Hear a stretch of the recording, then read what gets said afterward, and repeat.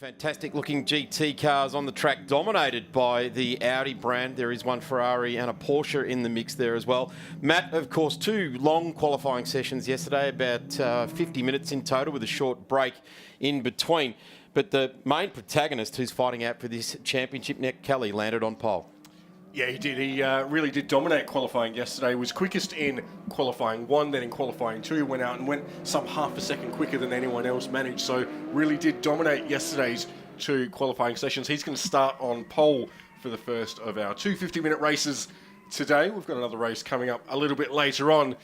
But what's important here is that Nick Kelly walked out of qualifying yesterday with 20 championship points. There's points for qualifying, there's points for both races. We are in the midst of a massive championship battle. There's almost nothing between the 3 leading contenders. We are going to crown a champion today. At this point, it could be Nick Kelly, it could be Matt Stupas, it could be Rio Nagara. Well, before we start the penultimate race of the Australian GT Trophy Championship, Matt, this is your first Father's Day. Happy Father's Day to you, mate, and I hope you enjoy it, albeit that your family's a little bit north of here. So let's get on with this first 50-minute race. The field is set on their Pirellis. Now, interestingly enough, the ambient temperature is still quite low, but the track temperature is coming up quite rapidly. So that sun hitting the black surfaces, being absorbed. And this is the real conundrum for those engineers down there and the engineers in the pit lane, so that they can keep across it. In this 50-minute race, we will see the track temperature change, and therefore the engineers will be looking to make that adjustment. We're underway and head down into turn 1 for the first in this 50-minute race. It is championship leader Kelly, but Scott Taylor, for the first time in Trophy, launches himself into P2 out of the starting position 3. Looks to go for P1, and Nick Kelly would be wise not to get too tangled up with this battle in the Porsche. Good move there from Scott Taylor. Took the initiative, has moved through. Nick Kelly's thinking championship. Matt Stupas is trying to put a move on him too as they go around turn 4. But Scott Taylor jumps out to an early lead here from Nick Kelly. It's there Matt Stupas in and amongst it as well. Rio Nagara locked up going into turn 3. So it's all change in the opening couple of corners here. Good to see a Porsche out front for a change. It's been dominated by Audis all season long. Scott Taylor, debut in the Trophy Series. We've seen a fair bit of Porsche out front at Phillip Island with the Walkinshaw Porsche there as well, but not in the Trophy Series. Scott Taylor is not weighing into this title hunt, so I think those guys are just saying, look, if this Porsche wants to run away and hide, let it do so. We'll drag the points for the rest of the championship, because there's our protagonist sitting there. 1, 2, and 3 there in Rio Nagara, the number 188 Eat Furniture car. If you get a bit confused with that car, one side is painted white, the other side is painted black. So if it's heading towards right of screen, it's white. If it's heading towards left of screen, it's black. So it does get a little bit confusing with Rio's car. Yeah, Rio says it reflects the 2 sides of his personality. Does, the yin and the yang. The yin and the yang of the Eat Furniture around him. And Scott Taylor out front. He's got a good little 1.3 second advantage at the end of the opening lap here. So then Nick Kelly, Matt Stupas in 3rd. Matt Stupas has jumped up to 4th. Rio Nagara settling in to 5th place. Then it's the Seidler Group Porsche of Luke Seidler at the wheel in 6th place. Good start from Scott Taylor though. He's really jumped clear in the first lap and a half or so. So the first 4 spots on lap 2 filled up by German marks. The Porsche out in front. 2 Audis, then the first of our non-German cars, and in fact the only non-German car in this race this weekend is the Brennan IT car of Dave Stevens, the prancing horse, the 458 Ferrari. We've waxed lyrical over many years since the 45 came out, haven't we, and just how beautiful a car it is. And I think the way they've done this livery on this car, although not traditional Porsche, Ferrari, it still looks great. It really does. The blue and white just makes it pop, doesn't it? Yeah. I was having a chat with Dave a little bit earlier in the weekend, and he said he had a couple of different choices for the liveries, and that was the one that just stood out. And it's fabulous there. There's something about blue and white on a Ferrari. It shouldn't work, but it just does.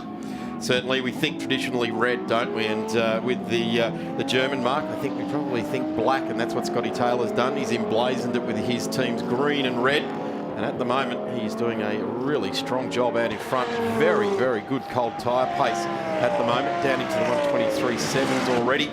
The rest of the field's still operating in the 24s, so they're not being able to match the pace of the Porsche yet. Now, he may also have pressured the incoming set of tyres to be good on this opening cold stanza. It is still cold the air temperature is still well down. We will be continuing to keep an eye across that, as will be the teams in pit lane. They'll be very, very much across the changing conditions in the ambient temperature. Also, more importantly, that track surface temperature.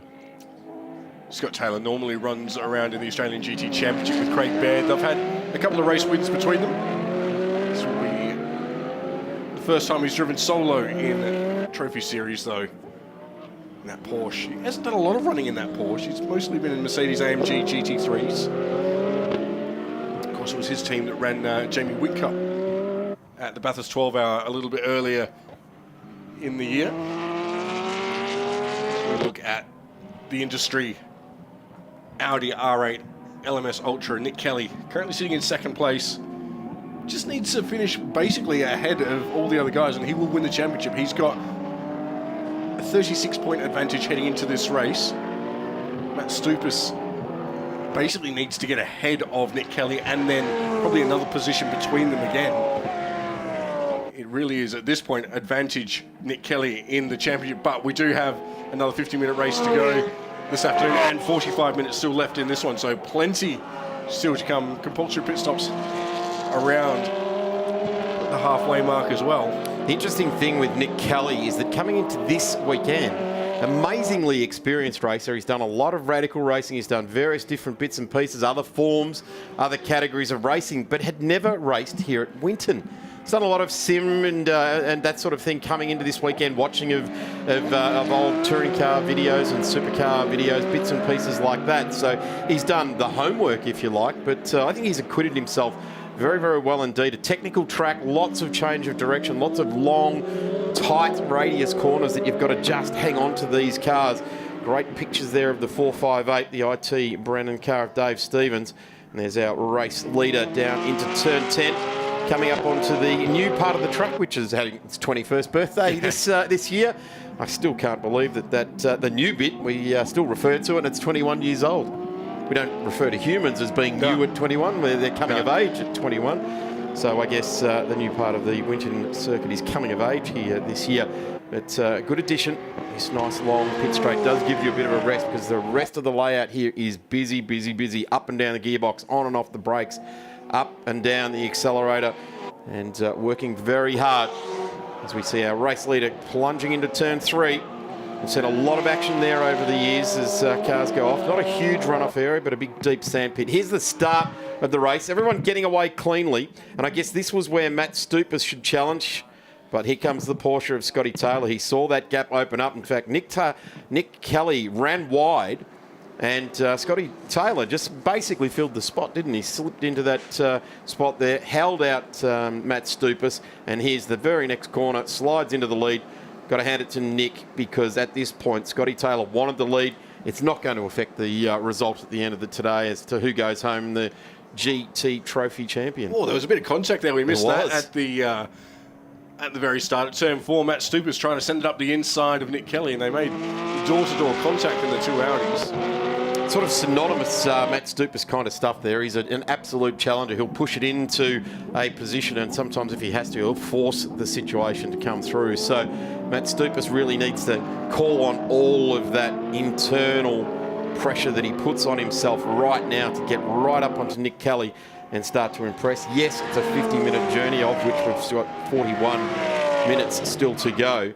But he needs to get through, and he needs to actually take both these cars, as you suggested, Matt. Maybe putting Scott Taylor between himself and Nick Kelly will help a little bit. And then in the second 50-minute race today, he needs to get up on the wheel and take that title. That second race is starting at 12:25 for those playing along at home, or indeed here at the track if you want to be catching the Australian GT Trophy race. He's our race leader, Scott Taylor. Took it at turn 3 and hasn't been headed since. He's just lost a little bit of his advantage in recent laps. He had a 2-second lead. That's now down to just 7 tenths. Nick Kelly has closed the gap at the front of the motor race. They'll probably just stretch out a little bit if they head into the pits for their compulsory pit stops. Having qualified a little bit further down the field, Scott Taylor's stop should be a little bit shorter than Nick Kelly's. But ultimately, Nick Kelly doing what he needs to do. He doesn't need to go out and send it in for a big Hail Mary and win the race. He just needs to bank points at this point. Matt Stupers is behind him. Brian Agara is behind him. His championship competitors are in his revision mirror, not up the road from him. So it's good news at this point for Nick Kelly. So fastest lap of the race, 2 laps to go now for Nick, a 1:22.78.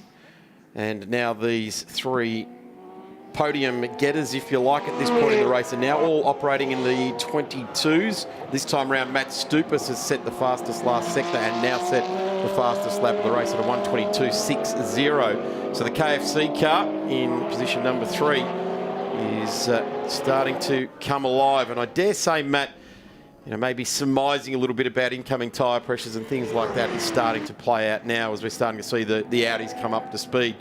We know that the Audis will always play that long game for their setup. They'll set themselves up to be fast at the end of the race.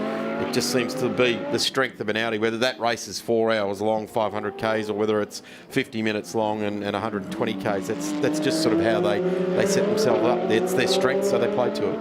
And what we're also seeing here is that we're 6 laps into this race. This is about the point where we saw in qualifying, the tyres were up to temperature and everything was starting to really work well. This is about the point where we saw all the quick laps during yesterday's 2 qualifying sessions. So the car should now be in that butter zone for them.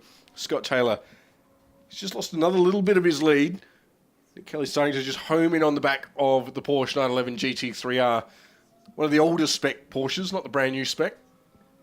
Still a very capable car. So successful over in Europe. And a similar car was twice champion of Australia. Yeah, Australian GT champion with Clark Quinn. Yeah, the VIP Pet Foods car was very, very strong, and Clark also drove very well. He was a picture of concentration every time he came to the racetrack from Friday morning right through to Sunday night, put himself under immense pressure to take those titles, and in the end that Porsche came home with two championship wins. This is a car we discussed yesterday, and you confirmed that it isn't that car. It was one that they got from John Morris, the Scotty Taylor Motorsport team.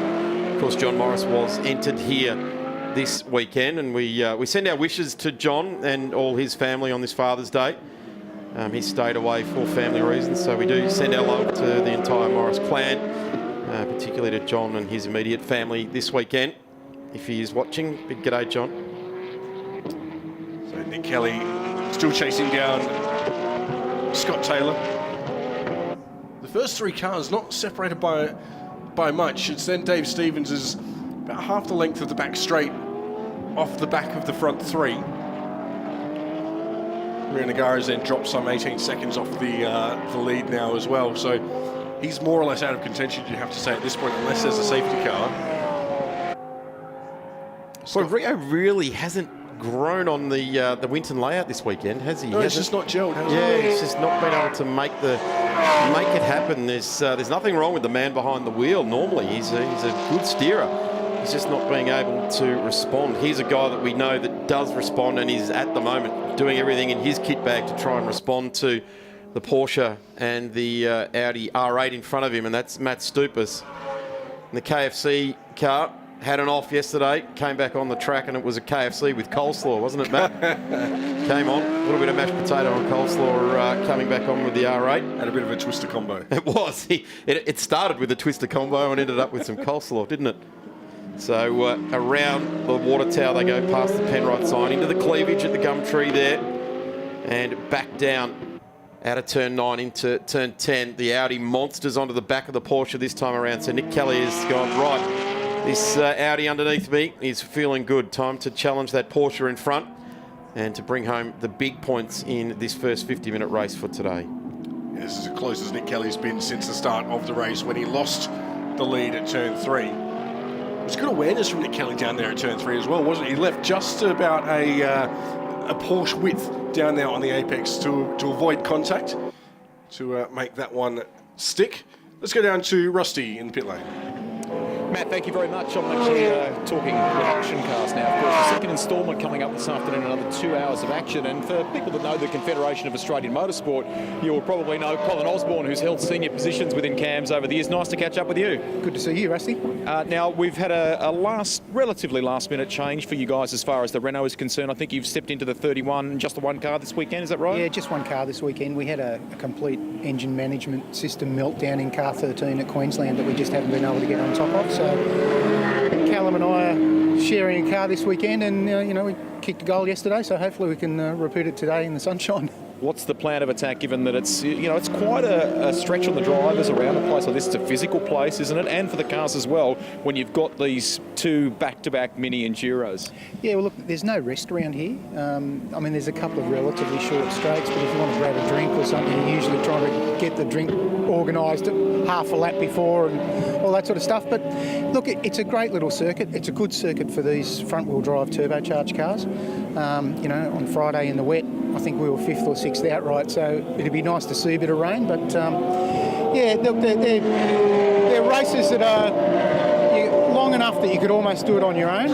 But given the nature of the circuit, you're probably better off to share the driving. While you and I are chatting here, we'll encourage our cameraman to go in and just take a closer look at the car.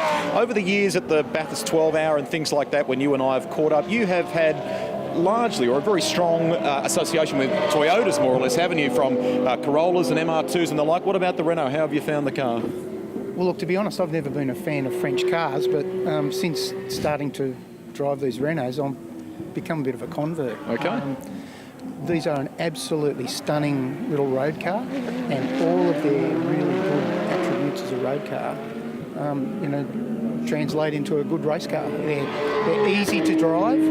They're easy for the boys to set up. They're very consistent in terms of being able to say, well, I think we need to do this with spring rates or that with shock absorber rates. And the cars respond in the way that you would expect. Whereas, a couple of years there where we were running Mazdas, you sort of give it feedback to the engineers and the car wouldn't do what you really wanted it to do. So that was a bit frustrating. But no, these things have been an absolute delight to race.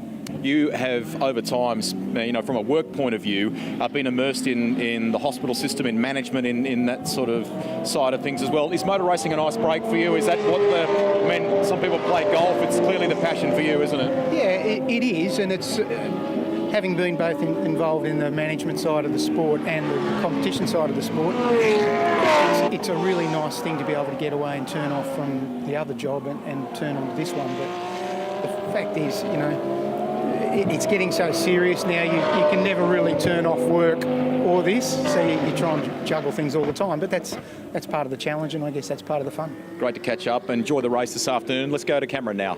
Thanks, Rusty. I've actually been walking around the paddock myself, and I've found a car that I know a lot of you watching on this live stream would be interested to see. We've got one of the new TCR Australia cars down here, the RS3 LMS from Audi Customer Sport Racing, or Audi Sport. And I thought I'd give you a bit of a quick look through, because this will be a new Category 2 Australia over the course of the coming years, and it's certainly a very, very popular category internationally. 6-speed sequential gearbox. It's a 2-litre engine in this car, 350 brake horsepower, 350.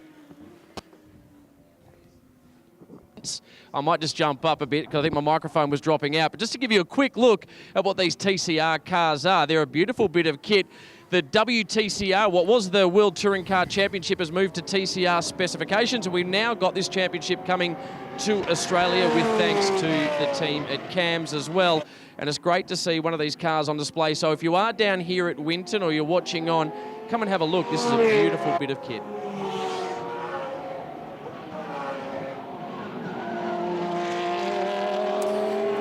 Scotty Taylor continues to lead. We're 12 laps in. There's some 33 minutes remaining in this, the first of the 50-minute races for the GT Trophy Championship. Someone's going to go home with the big trophy here this weekend. It's not going to be this guy. He's an interloper this round, his first time in the Trophy Series. Quite possibly the guy in the Black Industry car, or even this guy in the number 23 car. Matt Stupas and Nick Kelly seem to be the ones that are going to fight this one out. Rio Nagaro not really being able to weigh in on the front end of this field, has he, Matt? No, Rio Nagaro's just not had the pace this weekend for whatever reason. He's got David Russell on the cans for him. It's just been able to tease the speed out of him around this Winton circuit out front. Scott Taylor is doing a fine job in the race lead. 0.4 of a second advantage over Nick Kelly in second place. He's been pretty good in terms of his defence. He's just been keeping it clean, hasn't felt the need to go defensive. Nick Kelly just shadowing that Porsche. Pit window won't be too far away from opening either. sort of falling into Nick Kelly's court a bit here. He's just in close enough to be advantage of the toe there, so getting some good warm air off the back of the Porsche, but not enough that it's going to disturb the aero of the car too much, so the performance, the turn-in that he's got. These cars have, over the last decade, established themselves to be quite the sensitive aero car. They do have a lot of trim tabs on them. Even though these are the oldest series of the GT3 formula, they do still have a lot of those trim tabs on. Here's a car that we haven't seen yet this race. This is Luke Seidler driving the GT3 Cup car, the 991 Series 1 or Generation 1 chassis on board here. So different to the GTR that we see leading this race. This is what you would have seen 2 years ago in the Carrera Cup. The new Wilson Security Carrera Cup in 2018 runs the second generation of that car. So that Porsche currently sitting down there in 6th place and on the lead lap with 30.5 minutes remaining. HSY spare parts emblazoned across the front of Rio Nagara's Eat Furniture car and on the trim tabs of the rear wings there. Car, a brand we've seen on the front of Ashton Marty's car in the GT Championship, and new to the aftermarket, if you like, for European cars. Great to see them jumping on board with the Audi Custom Sport Racing program and being emblazoned across a couple of the different cars in their program. Great to see that. But Rio Nagaro, just feel as though Rio's not got the spring in his step here this weekend. He's certainly been driving very, very well right throughout this year. So testament to the fact that coming into this weekend, he's in contention for the title still. But sitting where he is at the moment in 5th and only on 60 points is not gathering the momentum behind him that he needs to go into this last race to still be a contender. Yeah, he needs to be a little bit closer, both in terms of lap speed and just championship points as well. There are 100 points up for grabs in race 2 as they are for this one. Rio is 40 odd points back from the series lead. Here the pit lane is now open as well, so will we see these guys dive into the pit lane and just cover off the chance of a safety car, or will they go long? Nick Kelly, I wouldn't be too surprised if he dives in. He does. The reason is he's been tucked up behind the rear wing of Scott Taylor's Porsche. Coming to the pits, take Looked like Matt Stupas has gone there as well. Yeah. Disappeared two flashes across the bottom of the screen there. So let's see these two Audis come in. They will pull up pretty much near each other, being serviced by teams coming out of garages next to each other. There we have Matt Stupas pulling up right over towards the lane there. It's a very wide working lane there, so they're allowed to do this. As we see the teams go to work there, they're actually not doing too much on the car. They're just doing a tyre pressure test to see if they're in that ultimate operating window that the Pirelli P0 likes to run in, and just bleeding off a little bit because they've been nice and warm. They've done 15 laps around here. So they've done virtually a sprint race distance. Now they'll go into the second part of the middle distance type race that this 50-minute race will be. They could, if they wanted to, change tyres. They're allowed 2 sets of Pirelli P0 tyres for the weekend, but typically with 2 sets of tyres, you'll run 1 set in race 1, 1 set in race 2. So instead, what they'll do is they'll just balance the pressures. So we look at the KFC Audi R8 of Matt Stupas. So he rejoins ahead of Nick Kelly. There it is right there, just jumped out. So I guess the advantage of pulling up closer to that lane there, it was a bit of a strategy play by the guys on the radios for the team, and away they go again. That blend line has been very important this weekend. Anyone that hasn't done the right thing, very Formula One-esque, has been brought back in to the pit lane to explain their reason as we go back down to Rusty in the lane. Actually up, Darren, because I've snuck in to race control. We've been given special permission by the officials here at Winton and the Confederation of Australian Motorsport just to take you inside the hub of things as it happens. We'll get our cameraman to pan across, and if you look, you can see that Australian GT shirt That's category manager Ken Collier looking on. The officials that do a wonderful job here, there are some 80 of them working around the track this weekend at Winton to ensure that the Shannons Nationals flows nice and smoothly. They're in contact with all of them around the circuit here, and many of them giving up their Father's Day commitments with family and the like to be here to support this category and the many others that are on the bill here today. We won't disturb Ken or the team, but we thank them for letting us into race. Happy Father's Day, he says. Thank you. Thank all to the gang up here. Thank you. Thanks very much, Rusty. Always good to get a good look into race control. We've seen the numbers as a pass for the lead there, and we see Nick Kelly just getting through on Matt Stupas. So that car is certainly working very, very well. I was going to say, big thank you to everyone up there in race control. We've seen over the years there used to be a myriad of people up there, and I guess at supercar events there still is, but the automation of these circuits with some of the flag points that are now running LED lights instead of flags and different bits and pieces has seen the numbers sort of come out of there, and they're more in operational jobs on the ground. So a very, very well and slick oiled machine here at Winton Motor Raceway as far as race control is concerned. Luke Seidler's been in and is exiting the pits now in car number 12, the GT3 Cup car in the 991 Gen 1 version. One Porsche out, one Porsche in. Now that's the big difference. We just see it across the top, across the front of that Porsche, which is the Scott Taylor car that was leading the race. Big vents across the top of the guards to let the air pressure out of the guards.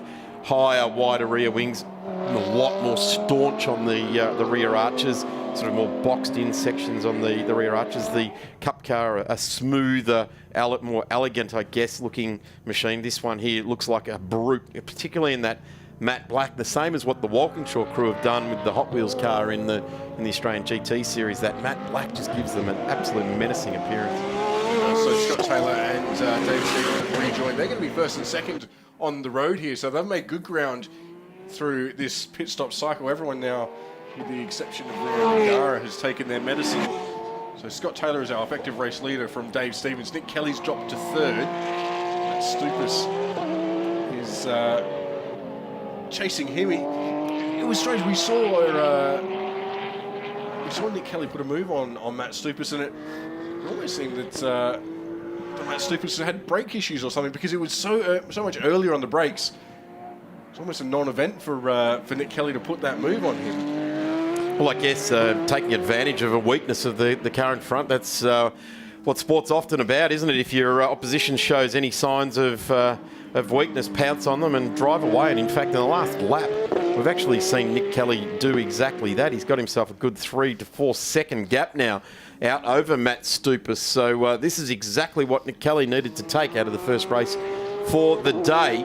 The KFC car just at the moment feels like it's languishing, a little bit like this car on screen now, the HSY Eat Furniture car there of Rio Nagara. In fact, Rio's even popped the door open to get a bit of fresh air in there, so he's serving his compulsory pit stop. I just feel as though Rio's a really good competitor. I just feel as though he's lost his mojo a little bit here this weekend. It's just like he's a bit confused or not being able to hit the nail on the head as far as the setup is concerned.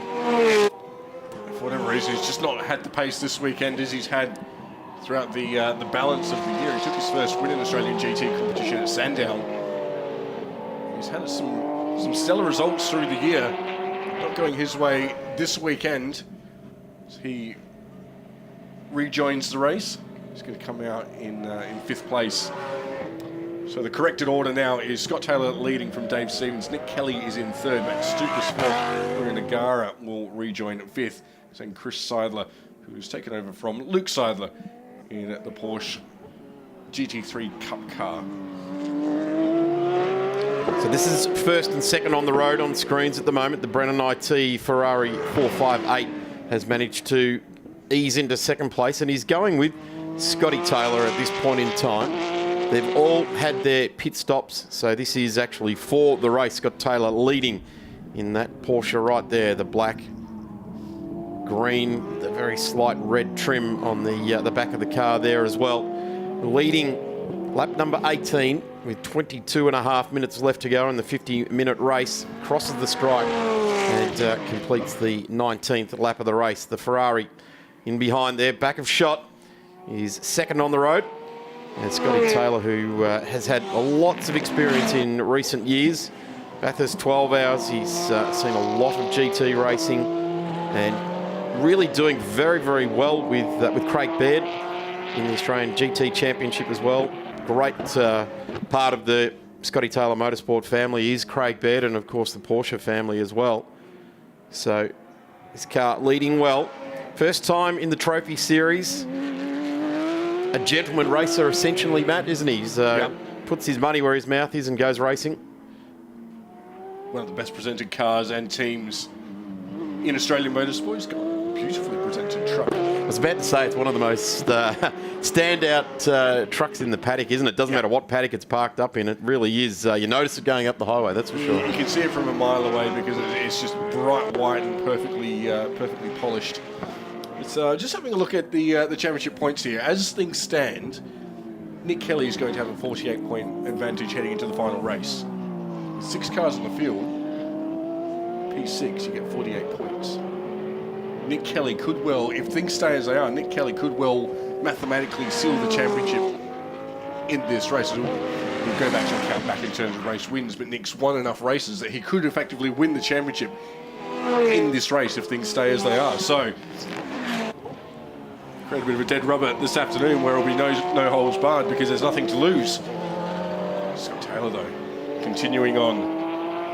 Off the back of that, you'd expect that that Nick Kelly would be looking for tracks he's never raced at before again, wouldn't you?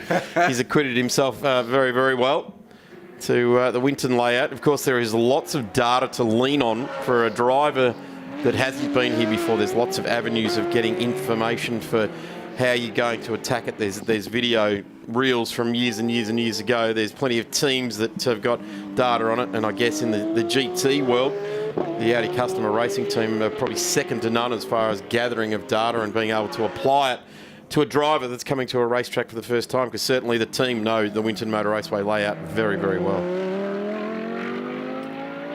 So Matt Stupas currently sitting in 4th in the race. Some 24 seconds off our race leader. He's also now 10 seconds adrift of Nick Kelly. So it's interesting. There must be something going on in that number 23 Audi because he's just got no pace. He was running with the Scott Taylor Porsche and Nick Kelly earlier in the race, but since the pit stops, he's just not had the pace. So I wonder if there's something going on in that car. We saw when Nick Kelly passed him that it was very, very easy. I'll tell you what's going on in Nick Kelly's car. This one here, he's just done the fastest lap of the race, so there's absolutely no doubt that the number 99 industry car is working well. I guess, Matt, we're looking at positions 4 and 5, both Audi R8s themselves that Matt Stupas and Rio Nagara that are just not quite gelling with this weekend. No, they're not. They're not Rio Nagara. He was here last year with Jake Foraker. Jake Foraker set the lap record here in that car 12 months ago. He set that qualifying time in the 18s and then the lap record at a 120.42. So 12 months ago they had it all great, didn't they? Had it working very nicely. Maybe in hindsight, maybe an idea to have brought Jake to the track within this weekend would have certainly helped the push along. But Rio Nagara, just we'll leave him alone. It's Cam down in the pits. Just an update, guys, on the Stupas 23 Audi. I just had a chat to the Audi Sport customer racing team, and they said it's got a slipping clutch. So well spotted, gentlemen. It does have an issue. Well, that will explain it all. So I guess on that, there's going to be a very, very busy time between now and this afternoon's race to replace that clutch in the back of that R8. In fact, they've got until 12:25. For at least the first hour or so, it will be scorching hot, so it'll be asbestos gloves / Kevlar gloves down there. We wouldn't use asbestos gloves these days, that's for sure. But certainly down there to get that issue rectified and get that underway for him. There may be an adjustment actually too, because of the hydraulic actuation of those triple plate clutches. There may be something else that they can do without having to pull basically everything from the firewall on that car off it. They can do it. MPC, Audi Customer Sport, have a great program, and they'll be getting themselves set, whatever the eventuation is. And there it is, the radar from down there at the Audi team. Clear. Could have looked at the sky from here if you're anywhere in the vicinity. In fact, if you're Albury or Melbourne, there's still plenty of time, even from Temora or somewhere in that lower part of New South Wales, Wagga. A quick drive down the road to Winton to enjoy this beautiful sunshine will be well worth the day. But if you can't, please sit back and enjoy this live stream, as Rusty said, on this magnificent Father's Day. Enjoy the live stream, maybe a barbecue and a quiet bevy on the couch at home with the kids around. Scotty Taylor enjoying his Father's Day out in front in his Porsche. And Dave Stevens is chasing him down at the moment. The lead battle starting to condense here a little bit. Dave Stevens had dropped to over 2 seconds back from Scott Taylor, but he's now just edging up. And we saw this in the first half of the race as well, didn't we, Daz, where Scott Taylor had scampered clear and then just come back to the field a little bit more as the stint wore on. We've got some 16 minutes left in the race. It's been half a dozen or so laps since I've been in the pits, and Dave Stevens is now starting to cruise back up to Scott Taylor. Got Porsche out in front, then Ferrari 458 in second. And Nick Kelly's also starting to close in as well. He's now only 9.3 seconds back. Now, Dave Stevens coming into this weekend was a protagonist in the title hunt, ever so distant back there in fourth place. Unfortunately, not accruing those qualifying points yesterday has basically left him off the back of it and consigns him to possibly a podium position. Who knows? That will play out certainly, but won't play any further part in that outright win for the title. So I guess for him to go home with maybe a race win here this morning, who knows, if he can push on hard for the next 15 and a half minutes to try and take this GT Trophy race. But it would be nice to see the only Ferrari and the only non-German built car try and push to the front of this race, and it's not too far away. In fact, right now he's brought it back to 1.4 seconds. Well, Dad, we were talking yesterday, Daz, in the last time a Ferrari won an Australian GT competition, an outright race of any sort, was back in 2015 at Sandown when Grant Denyer and Tony D'Alberto were driving for Maranello Motorsport. So it's been, what's that, three and a half years since we've seen a prancing horse win an Australian GT race outright. We've seen plenty of class wins, but not an outright victory in either the Championship or the Trophy Series. So, and everything old is new again, because D'Alberto and Denyer combined yesterday afternoon to win in the Lotus 350 Exige in the production car title. They're looking to go back-to-back here today. They won the last race at Queensland Raceway. They won the race yesterday, so trying to go 3 from 3 starts with their little Lotus. Here's this gap now. It's now under a second, so 0.9 of a second. In fact, this is what we saw in yesterday's production car race, was a charging Ryan Simpson onto the back of Tony D'Alberto in that last 15 minutes. Brought it from, I think he got about 12 seconds in the last 15 minutes onto the back of Tony D'Alberto. And at the end of the race, it was 0.18 of a second. So can we see that with Dave Stevens? Will he continue to chip away, take 0.3 of a second each time? One thing to get onto the back of Scott Taylor, but these Porsches are wide. They've got wide haunches on the back of them, and he'll use everything he's got to maintain the lead in this race. Childbearing hips. Pirelli shod field here. All the tyres. There's hardly even a question mark over the tyres in these Enduros, particularly these sort of mid-distance Enduros. They put one set on and does the job quite easily. We saw at the Bathurst 12 hour the last couple of years, the Pirelli's been double stinted. And as at the start of this year, that spec tyre is what the championship is running as well. So good to watch the way that the Pirelli tyre does react. There's the guys that won the race late yesterday, Tony D'Alberto and Grant Denyer. Of course, Grant Denyer doing a lot for rural Australia with trying to drag support into getting hay to all the farmers out there. And he made a very big point of it at Queensland Raceway to bring that to the fore of everyone's mind, and has been doing so ever since with appearances on mainstream media, and doing a great job just bringing everyone aware to, well, I guess those that put the food on our tables to keep them supported in these tough times. In the Scott Taylor Motorsport garage there. Scott Taylor currently leads this race 1.3 seconds up from Dave Stevens, who was quickest of anyone all race in the first sector of the last lap. So there's plenty of pace in that Ferrari.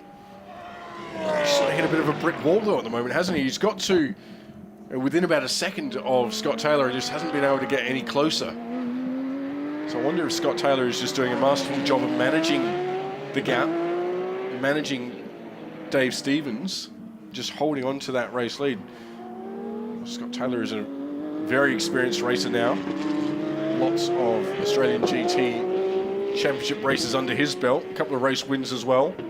Certainly been to all of the permanent racetracks around Australia a number of times, particularly here in our visits that each and every different championship makes to this track just out of Benalla.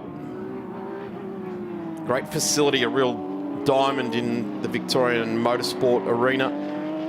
A vital part of Australian motorsport, particularly during the week with the amount of testing that goes on here. And we're down at pit lane with Cam. Rio Nagara, who's out there doing a wonderful job at the moment. On the radio to him, Dave Russell. How's Rio going? He's had a fair old jump in the AM rankings. Yeah, he sure has. I think we did too good a job at Phillip Island where he won the round. And credit to him, like he's putting the work in. He's done a great job. It all gets adjusted a little bit. As you start to get better, your pit stop times get longer. And he hasn't been to this track since January, so he's sort of, chipped away. He's had the right approach, though. Like, he hasn't gone out and hasn't put a foot wrong all weekend, and his times are just sliding the scale down without having any dramas. So I think for race 2, he'll come out of the blocks a lot quicker and start running with the guys that have sort of left him a little bit at the start of this race. But he's doing a top job and doing some good times. So on Facebook earlier, he talked about the nerves he's experienced at the moment, being in a title hunt at the moment. How are you managing him? Yeah, look, to be honest, in the car on the way here this morning, we talked about anything but motor racing and just having a laugh, and really for him it's just keep his mind off that and not go through all the what if scenarios that are out of his control. I just said, mate, give the handball to the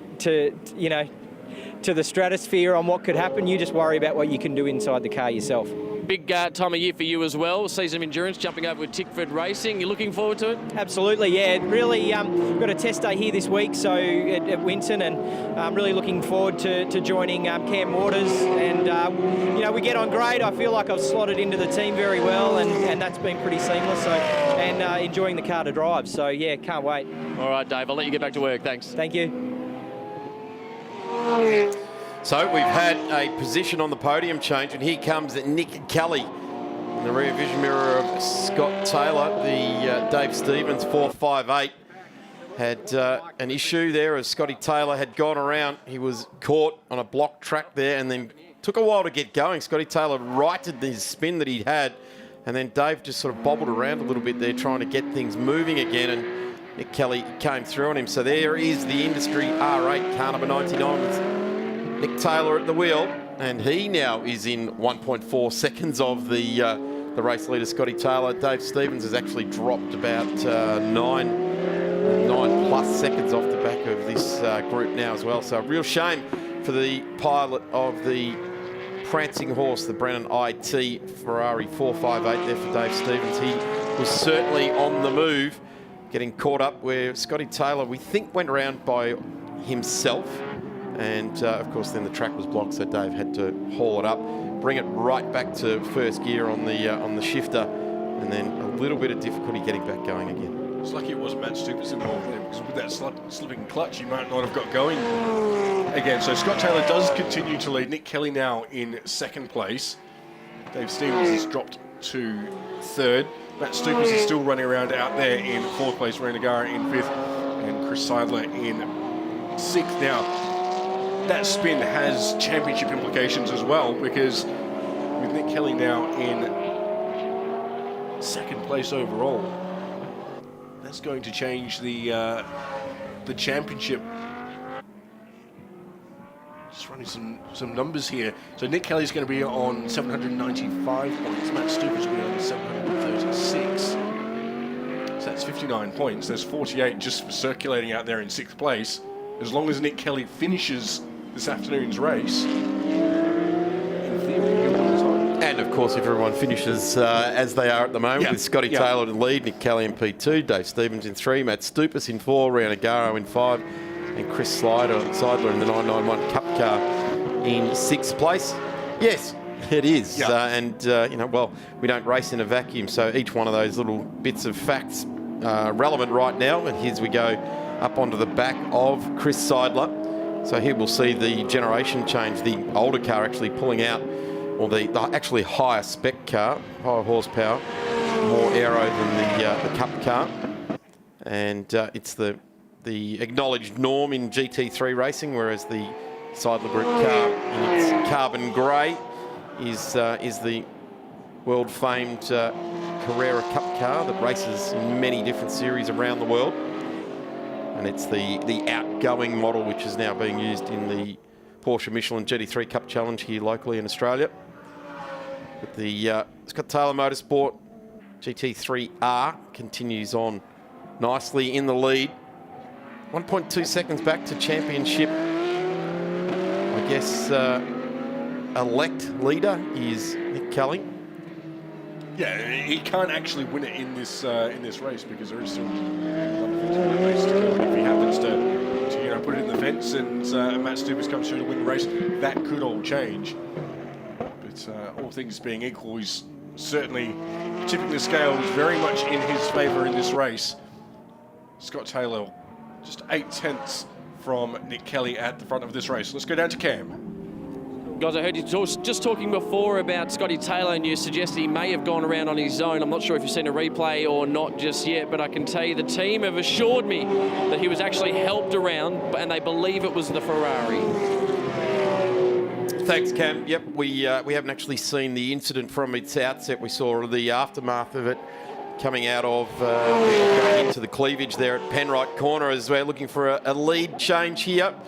So obviously Dave Stevens was getting a little bit toey trying to get through on the Porsche, but we didn't really catch the what initiated that situation. But it's coming up to that part of the track now, when will Nick Kelly try the same move to go to the drivers, or to the right-hand side of the Porsche, because it's a left-hand drive car, as is the Audi, and he stays in behind. See the way Scott Taylor dived for the apex really early on there, out of the little right-hander at the end of the sweeper, just covering off that inside line. Nick Kelly started to get really punchy in there in second place. So this is turning into being a cracking battle for the lead. Scott Taylor only barely a Porsche length ahead. He's got actually run wide there at the left-hander. So rejoin the new part of the circuit, the 21-year-old new part of the circuit. Coming of age here this weekend, as we've discussed, but the Porsche hangs on, makes the Audi go around wide, and Nick Kelly goes, right, what's the tuck in behind here? I've got to finish this race. I can't end up having it coming together with Scotty Taylor, the veteran. I need to bring it home, so we'll live to make and execute a pass that is of less risk. Coming up to turn 3, could be the perfect opportunity to dive down into the corner. He's a little bit too far behind. That would be a real Hail Mary slide into the corner and potentially take both of them out if he risked that manoeuvre. But Scotty Taylor's certainly across, cutting off that dive down at the Penrite water tower there. He's held tight last time around. Let's see what he does this time. He's got a little bit bigger gap this time through, doesn't he? So he doesn't necessarily need to go quite so defensive, but he does once more, just dives to that early apex. Just covers off any chance that Nick Kelly has of sending it up the inside. You could almost do like a bit of a speedway slide job in there, couldn't you? Just send it up the inside, just park the thing on the apex. Well, we see that in many other forms of racing, just come in there, just on the edge of control, bouncing the rear end around on the front brakes and slotting yourself in there and really just crowding the corner. And that's kind of, I guess, what Scotty's doing. He's getting at the early apex and holding the corner for himself, which, hey, he's the leader. He can do whatever he wants. He can put the car exactly where he needs to. I get the feeling that Nick Kelly might have gone, that got a little bit too close for my liking. I need to take every one of the 104 points out of this race. The 114 points that Scotty Taylor will get will play nothing in the future of me taking this championship here today. So this is at the front of the race. We've got two 50-minute races for the GT Trophy Series here this weekend, and we're 2 minutes and 50 seconds away from the finish of this one for these two. It's a bit of a resumption of battle from the opening lap, really, wasn't it? Because there is a replay of Scott Taylor and Dave Stevens finding the same piece of racetrack.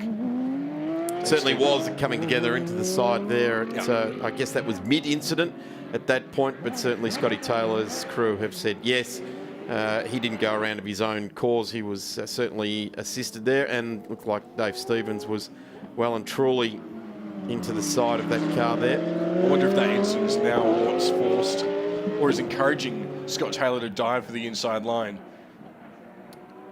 This is another look at it once more. Yeah, so Dave Stevens has gone up the inside. Got to about the rear wheel and just Scott Taylor a bit of a touch. I would suggest it was that move we were just talking about. The gap was left there. He thought, well, I've got one chance to get this, probably a little bit too far back for Dave Stevens, and got right in there. It was a touch. It was enough to put the Porsche around. So they both moved on with it. It was lucky that I guess Scotty didn't end up with any rim damage there, because you can see the scar on that front, just in front of the front wheel on the Ferrari of Dave Stevens. But I guess right now it hasn't affected Scotty's run, because he's leading this race with 1 minute and 30 seconds left on the clock. And you'd think they'll probably get through this lap and maybe one more. Scott Taylor doesn't therefore have a whole lot left to do in this motor race if he's going to take his first Trophy Series race win. And how's that for a debut? One Trophy Series start, one Trophy Series win if it stays as it is, but he's got Nick Kelly breathing down the rear wing of that Porsche, the industry Audi, really in the driver's seat in the title fight. Matt Stupis is losing a better part of 9/10 of a second a lap with that slipping clutch. Ray Nagara a little bit further back as well. The Seidler Group Porsche rounding out the 6-car field. So Scott Taylor's doing absolutely everything he needs to do at this point to stay out in front. Nick Kelly's been there for the last 10 minutes or so, but he's not been able to put a move on the Porsche. 20 seconds left on the clock as they flash across the line, so you'd have to suggest that this is probably going to be the final lap, as we do have confirmation of that over race radio. So this is the final lap. Scott Taylor down in to turn 3, holds on to his advantage. It's very slender at this point, just a quarter of a second. Nick Kelly doesn't need to do anything brash. He sits there. He just needs to finish this afternoon's race, and he will be the 2018 CAMS Australian GT Trophy Series champion. Doesn't look to the inside there at Penrite. Holds him up there, but wow, I tell you what, if something presents itself in the next 6 corners or so, you get the feeling that Nick Kelly's ready for it. He's certainly not laying it down and letting him drive away with it. He's definitely in there. If something untoward happens with Scotty Taylor, he'll be there to take full advantage of it. Scotty Taylor's driven a really strong race for his first time out in GT Trophy. Of course, a veteran of many, many GT championship races. And good to see him actually drag out the Porsche and go racing in between weekends with the GTs. Keep yourself fit, race fit. And there it is, the checkered flag, and race 1 for the weekend. I guess for the guy on debut in the Trophy Series here this weekend. Scotty Taylor takes it to Nick Kelly. Dave Stevens will bring the Ferrari home in 3rd place after challenging for the lead at about 3/4 race distance, coming home in 3rd place there for the Ferrari. Next to the line will be the KFC supported car there for Matt Stupis. Chris Seidler is the next one across the line, but he'll finish ultimately in 6th place. And Rio Nagara is the next one that will be coming to the line. Here's the results page, how they've finished out on this for race 1. Of course, the second race coming up at 12:25 today. Rio Nagara just coming around at turn 11 and 12 and pushing his way to the line.